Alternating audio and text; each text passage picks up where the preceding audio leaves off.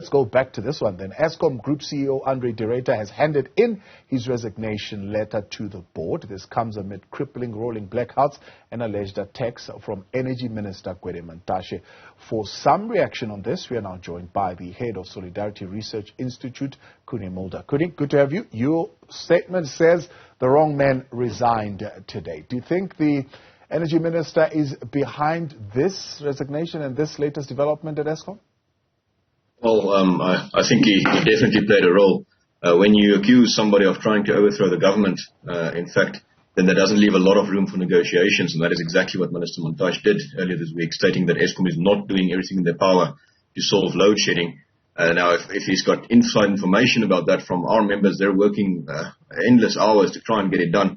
But then Minister Mantashe, as the Minister of Energy, should have stepped up. Instead, he just chose to cast aspersions on Eskom. And the absolute and utter silence from President Ramaphosa as well as Minister Gwede in defense of Mr. Ruyter, I think, created a situation where it's completely untenable for him to continue as Eskom CEO. Now, this is really bad for the country. We've finally got a CEO that actually communicated with us, that told us how dire the situation is. In previous iterations, we had no information. The lights would just suddenly go off, and then we would be burning diesel and eventually needing another bailout.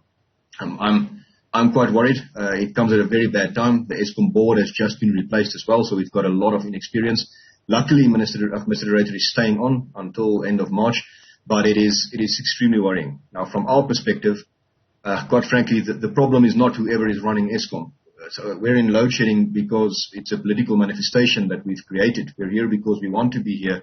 We're here because we're continuously putting political impediments in the way of privatizing and decentralizing power generation and finally getting out of this nightmare.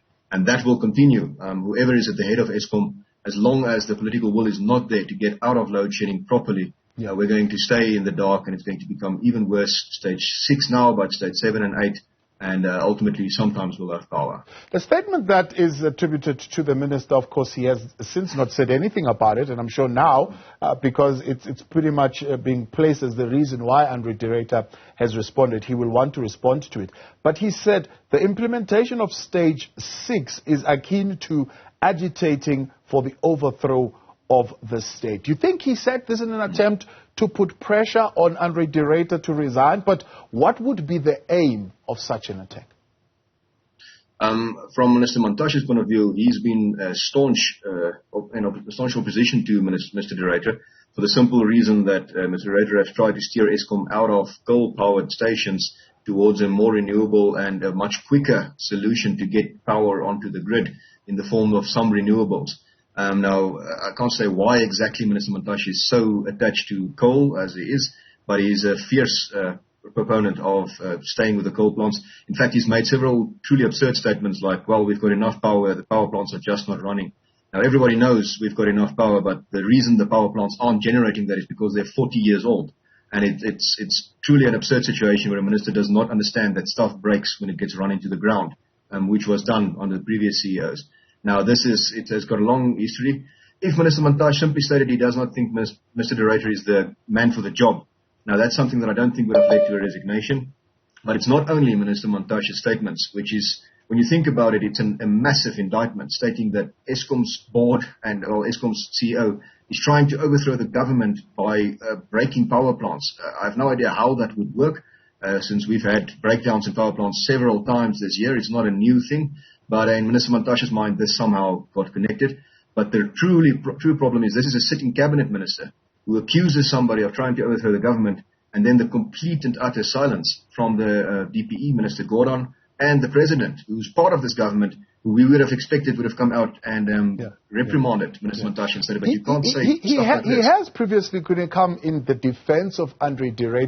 Why do you think, particularly this time around, that is the president, did not say anything? I can only speculate since I'm not in the ANC, but I think the looming conference in 2 days might have something to do with it, and that the president requires Minister Mantashe's support at some point. Further along that, this is classical ANC reasoning, is we're going to give up any long-term goals and benefits for a short-term win, which says we're doing something about load shedding. The CEO has resigned, we're trying to get it solved. When what should be done to solve load shedding, quite simply, is the government should step aside as soon as possible. Get out of power generation. It has not succeeded. Yeah. We've tried the centralized model for 15 years and we do not have power. Our lights go off. Please allow us. The private sector and the community sector is standing ready. We're waiting to solve this problem, and government is insisting on keeping us out through political impediments as much as possible. We need to break up this monopoly of Eskom. South Africa does not run out of Coca-Cola. The cell phone signal does not disappear. These are private companies who generate profit from these services. There's no reason electricity shouldn't be in the same situation. We've got a massive demand for electricity and we cannot do the supply. Please allow anyone who wants to sell power to do it as quickly as possible. Stop with all of these political obstructions that are being cast into the road, down the road of decentralization and private power generation. So there have been, since he came into office about 3 years ago, this notion that remove André de Ruyter and replace him with someone with engineering qualification, to say that is what we need at the helm of Eskom. And I can understand you saying, of course, he inherited a broken system and so on and so forth. But surely when he came in 3 years ago, there were targets that would have been set for him to achieve. And when you look at that picture compared to where Eskom is today, with the past week at least remaining permanently on stage 5 and stage 6 of blackout, is that part of what would look like a CEO that is delivering to you as solidarity?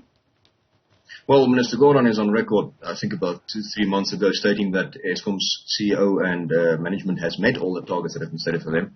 These targets, however, need to be realistic given the capacity situation. Eskom will themselves be the first to state we cannot build new power plants until the DMRE approves them, and that isn't happening. So without adding new capacity and with failing old capacity, there is no real alternative but to try and get renewables online out of the private sector as quickly as possible, which is what Minister Ruyter has been trying to do. When we look at previous CEOs, I don't think engineering knowledge is necessary. It would help. But the previous CEO with engineering knowledge has now been caught on criminal charges regarding to corruption to Eskom. So I don't think that should be the be-all and end-all. However, from our perspective, obviously Eskom needs skills. We're staunch supporters of get anyone who can do the job into Eskom as quickly as possible. What worries us about this is we had with Mr. de Ruyter, at least a CEO that communicated and that seemed to understand the direness of the situation. Before him, we were in the state capture era, where we knew very little of what was going on in Eskom, in spite of the fact that everything was falling apart, no maintenance was being done, the transmission network was on the brink of collapse as well. They inherited this quite successfully, turned around several of those problems, but when you're juggling flaming balls, ultimately someone's going to get burnt, and that has happened. At the moment, our main problem in South Africa is quite frankly, the situation that we're still relying on Eskom, and we're trying to keep this monopoly intact by centralizing power generation when it is blatantly clear from every single metric that we've seen that it does not matter who is the CEO of Eskom. No amount of engineering knowledge can force a 40-year-old power plant to generate the power that it should. And that is the harsh reality. Part of the 10-point plan, energy crisis plan that the president announced earlier in June was actually to remove all thresholds, all limitations, particularly around private procurement of energy. But what has happened, some reports are saying, for example, one of the other points was to double the bid window 6 in terms of what will be procured from there. But that has run into a snag because of the war in the Ukraine and some challenges in terms of bringing stuff from China because of the lockdown in China. So this has dramatically increased actually the cost of setting up that renewable plant. Yes. No, look, there are no cheap ways out of load shedding left for South Africa. The cheap ways all disappeared when we didn't build power stations 10 years ago. So now we're in a situation where we've got bad and worse options, and that is the only thing we've got. The president announced this in June. The DMRE then took the full, I think, 30 days to actually amend the regulation before any investment could start, which is extremely worrying. We're in a crisis situation, according to the president, and these guys are dragging their feet. After that, however, you still need to register with NERSA, who is a massive bottleneck in getting these power generators online. What we would like to see is that not only remove that impediment, why not just allow anyone to connect to the network as quickly as they can, get the technical regulations in place, but there's no reason for us to have to register somewhere at a central point anymore. We do not have power. We do not have the luxury of now trying to enforce regulations to get power onto this grid when businesses are closing every single day that we're sitting with 6 to 8 hours without power. We should go much further. We should break up this monopoly and as quickly as possible get it to a situation where companies can provide a service to consumers who want it, in this case, electricity. Government should, from our perspective, just get out of the power generation business. Please step aside and allow us to solve this problem. The private sector is raring to go. The community sector is raring to go. And we desperately want to get in and solve this problem. Yet we've got government who insists on trying to control it, trying to keep it central and trying to, through regulations, make sure that they've got control over this process when we're way past the point where that is productive. We cannot have a situation where the power is off in December for 6 to 8 months because Eskom's budget for diesel has run out. Now, you should not be running diesel generators for baseload power in any case. It does not make any sense. And that says how dire the situation is. If we do not add new capacity, this will slowly deteriorate. It does not matter who's at the helm. It will deteriorate to stage 6 being the norm, and stage 7 and 8 being the exception, then stage 8 being the norm, and stage 10 being the exception, and finally we'll be in a situation where if you want power, you will have to generate it yourselves. Unfortunately, I think Mr. De Ruyter's resignation has inched us closer to a situation where those who can generate power will have it, and the rest will have to struggle to make ends meet. Mulder, appreciate your time. Thanks for coming on. That's head of Solidarity Research Institute, Mulder.